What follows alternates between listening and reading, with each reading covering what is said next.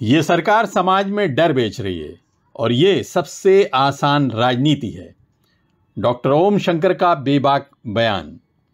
बनारस हिंदू विश्वविद्यालय के सर सुंदरलाल अस्पताल में हृदय रोग विभाग के हेड प्रोफेसर ओम शंकर अपने निर्भीक और बेबाक विचारों के लिए मशहूर हैं। डॉक्टर ओम शंकर ने कहा कि इस समय सबसे आसान राजनीति है समाज में डर को बेचना और ये सरकार इस समय यही काम कर रही है। इस डर को सही ज्ञान और प्यार से ही दूर किया जा सकता है। इसलिए आज भारत जोड़ो जैसी यात्रा की पूरे देश को ज़रूरत है। ऐसे में पूरे देश की सभी विपक्षी पार्टियों को एकजुट होकर भारत जोड़ो यात्रा गली गली में निकालने की ज़रूरत है।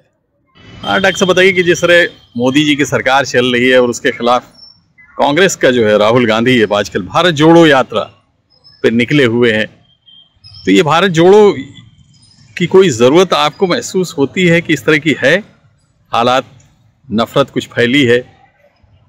बिल्कुल फैली है। और भारत जोड़ो यात्रा जो है वो सिर्फ एक व्यक्ति की जिम्मेदारी नहीं है। मुझे लगता है, हमें लगता है इस पूरे देश के हर समाज के हर व्यक्ति की ये जिम्मेदारी है कि राजनीति एक अपनी जगह है, राजनीतिक यात्रा एक अपनी जगह है और व्यक्ति की व्यक्तिगत यात्रा एक अलग हो सकती है यात्रा, लेकिन उनका जो उद्देश्य है, उनका जो स्लोगन है और स्लोगन लोगों को जोड़ने की उसकी बहुत ज़रूरत है। क्योंकि अगर एक तरफ अगर पूरे समाज में पिछले 8-9 सालों में या 10 सालों में या 2 दशक में अगर आप देखें कि समाज को दो भाग में, जैसे हम पिछले भी बात कर रहे थे कि ये 90 के दशक से ही इसकी शुरुआत हो गई थी, जबकि हिंदू और मुस्लिम, क्योंकि मेजोरिटेरियन पॉलिटिक्स जो है वो बहुत ही कन्वीनियंट पॉलिटिक्स है और यहाँ अपनी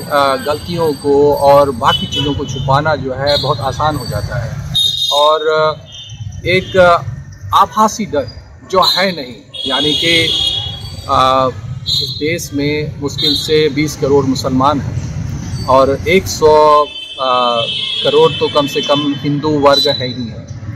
तो और अगर पॉपुलेशन की बात करें तो आप एनालिसिस करेंगे तो पाएंगे कि फर्टिलिटी रेट जो होता है वो मुसलमानों में भी घट रही है और वो हिंदुओं में भी घट रही है। और फर्टिलिटी रेट घटने की वजह सिर्फ एक है, वो है लेवल ऑफ एजुकेशन का समाज में बढ़ना, समाज में जागरूकता आना। और हर समाज, चाहे जो भी समाज पढ़ा लिखा होगा, वो अपनी जनसंख्या को नियंत्रित करना चाहेगा, क्योंकि वो इतने बच्चे नहीं पैदा करना चाहेंगे जिससे कि समाज जो बच्चा वो पैदा करे समाज में उनको उनके उपयुक्त जो राइट्स हैं वो नहीं दिया जा पाए, यानी डिग्निफाइड लाइफ।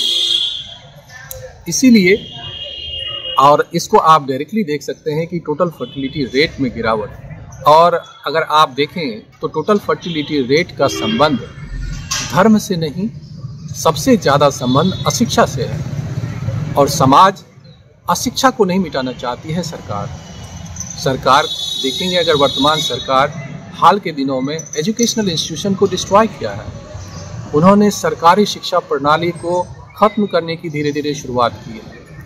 कई सारे स्कूल्स को बंद करने की कोशिश की है सरकार ने, हेल्थ और एजुकेशन के बजट को घटाया है अगर रिलेटिव बजट को देखा जाए तो। और ये सब इसलिए किया जा रहा है कि एक समाज ऐसा उत्पन्न हो जो जिनके पास सोचने समझने की क्षमता नहीं हो, जिसको वो कंट्रोल कर पाए, कंट्रोल्ड माइंड वो क्रिएट करे।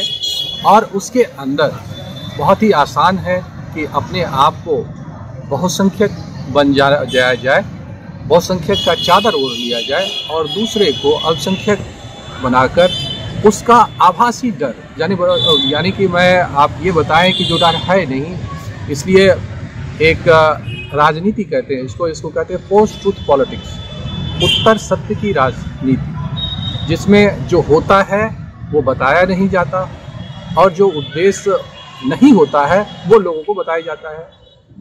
और सबसे आसान है किसी भी समाज में, खास करके वैसा समाज जहाँ शिक्षा का घोर अभाव हो, डर को बेचना।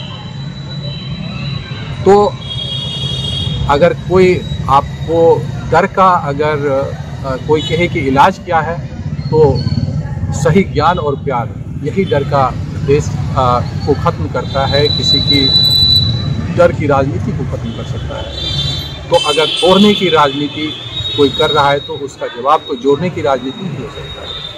और राजनीति या सामाजिक निर्माण, हर समाज की ये जिम्मेदारी है कि वो अपने तरफ से सोचे। आज बौद्धिक लोगों की ये बहुत बड़ी मतलब ये जिम्मेदारी है, हमेशा से रही है। लेकिन दुख की बात यह है कि ज़्यादातर बौद्धिक लोग ही बेईमान हैं, उनके अंदर ईमानदारी नहीं है। वो भी मानवता से कम, अपने जातीय मूल्यों से ज़्यादा मतलब कह सकते हैं कि गवर्न उसके आधार से फैसले ले रहे हैं। ये नहीं समझ रहे हैं कि इस तरह का समाज अगर हम बनाएंगे, अगर हम बगल वाले के घर में आग लगाएंगे और ये सोचकर कि हम बगल वाले का घर जला रहे हैं, तो वो ये भूल जाते हैं कि आग की लपटें जो है वो घरों को नहीं देखकर होती, वो बगल वाले के घर के बाद लपेटे आपके घर के ऊपर भी आएगा। अगर आपने समाज को गंदा कर दिया है तो वहीं आपके बच्चे भी जाएंगे, वहीं आप भी जाएंगे। और उस कई सारे उसे हज़ारों उदाहरण हैं कि अब एक कहावत भी है कि अगर गड्ढा आप दूसरों के लिए खोदेंगे तो खुद एक दिन उसी गड्ढे में जाके गिरेंगे। तो इसलिए गड्ढा खोदना ही नहीं चाहिए, नफरत की खाइयाँ बनानी ही नहीं चाहिए, प्यार की खाइयाँ बनाइए। अगर आप काम करते हैं तो काम की बात करिए, ईमानदारी से समाज को, हर वर्ग को एक साथ आगे लाने की कोशिश करिए। और ये सिर्फ एक राजनेता नहीं, मैं तो कहता हूँ कि इस देश के जितनी भी विपक्षी पार्टियाँ हैं, आज सबकी ये जिम्मेदारी है कि अपनी अपनी जगह पे वो गली मोहल्ले गांव में घूमकर ऐसी यात्राएं निकालें, चाहे वो नॉर्थ में हो, चाहे साउथ में हो, चाहे रीजनल पॉलिटिशियन हो, लोकल पॉलिटिशियन हो, चाहे नेशनल पॉलिटिशियन हो, चाहे इस विचार के हो या उस विचार के हो। हर लोग को चाहिए कि अपने भारत को एकजुट करके रखें। देखिए, जब ये आज़ादी मिली थी हमारी, उस समय सैकड़ों रियासतें, साढ़े 600 से ज़्यादा रियासतें थी। उस समाज को जोड़ा, उस रियासतों को जोड़कर भारतवर्ष का निर्माण किया।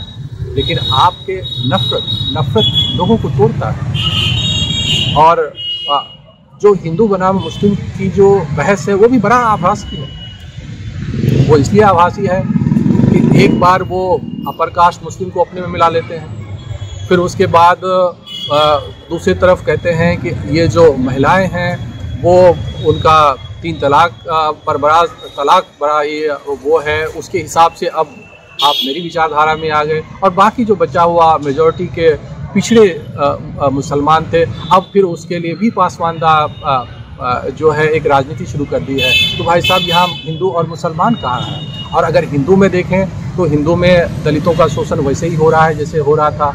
आज भी पिछड़ी जातियों की गिनतियाँ नहीं की जा रही है तो आप पिछड़ी जातियों का शोषण कर रहे हैं।